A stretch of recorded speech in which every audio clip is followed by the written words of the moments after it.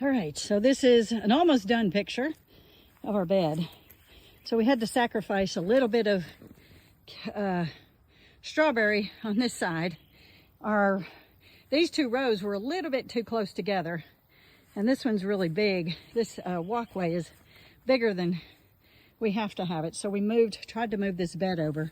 So this side of the bed is a lot lower by 2 or 3 inches or more than this side. So we're going to lift this corner up, and we're going to add, we have these cross braces, so we're going to put it here across, just like this one goes across to that side. And then Tim's put these fiberglass stakes in, but he said he might get some wooden ones and screw them in to fortify this bed. So anyway, I'm really excited. Hopefully this will help the weed problem. Not sure. We'll see how our strawberries like it. So we'll have more. As you can see, there's the edge. There's a wooden thing there, but we can fill all this in with some chips, which Tim's going to get the chips right now. So we'll load this side up a little bit more with our wood chips.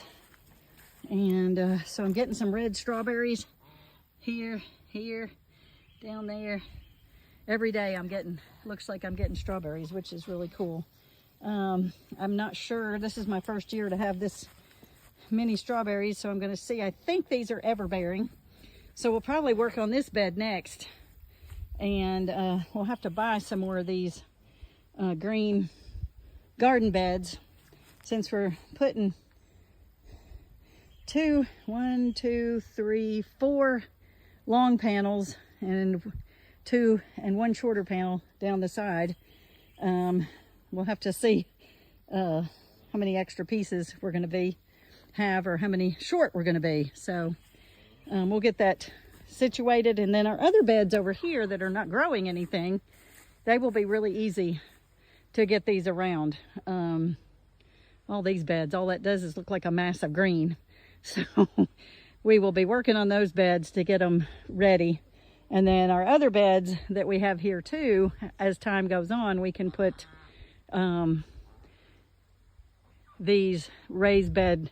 And I'm not raising them up. I don't want to raise them up that high because I think it's harder to water them when they're high up. But I do want to keep them as a border. And my poor goose. I think my chickens are running my geese around. Poor old geese. Anyway, so we'll show you the ways we work with these beds. And it's been the least expensive thing, and hopefully the least toxic, and the most useful to make borders of our beds so that we can keep the weeds down better. We'll see how they work.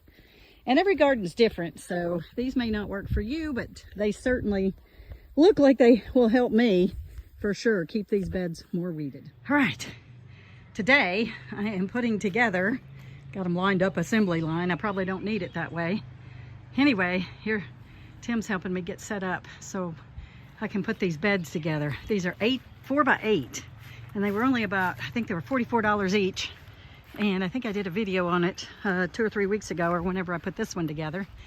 And so we've pulled up a bunch of our beds, greens for the winter. We still have a few left because we're saving seeds. So we got potatoes that voluntarily came up in that bed. We have a potato that came up at the end of that mulch pile. But anyway, I'm gonna put wood in the bottom of these beds and some mulch, let it sort of rot. You see we have lots of space left to make more beds. And I'm hoping, see how we have our, we've cut logs from little pine trees, and they rot really fast. I think we did that 2 years ago, maybe 3. Took a lot of work, and they rot really fast. So we're trying to figure out a way to do this inexpensively, because wood is very expensive. So I got 11 of them. So we're gonna put these 11 beds to make a little bit of raised bed to make it easier to clean the garden and weed. So we will see how this goes. So here's my little process, and I will do it. I'm not gonna show every bit of it, And then I will show you guys what they look like when it's all done. So we're always trying to experiment and find something easier. I think everybody who gardens tries to do that. We love to grow. We hate to weed, but like to dig, like to mulch. Just got to figure it out how to do it quickly and easily when you don't have a lot of time. All right, so I'm not a big tool user. I've never used tools a whole lot. And Tim got me this bowl. So it's magnetized, so everything goes in it, doesn't fall out, and I don't lose it on the ground.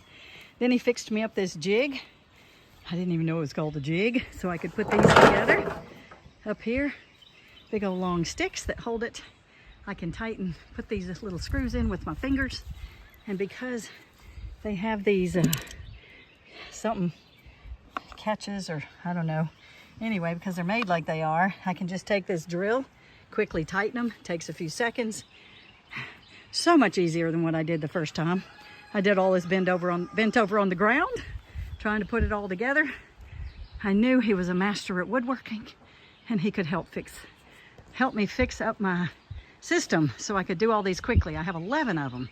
So it's going to rain this afternoon at 2 or 3. I'm going to try my best, and let's see, it is now 11:30. I will see how many I can get done in the next, 2.5, 3 hours. And I'll be so excited.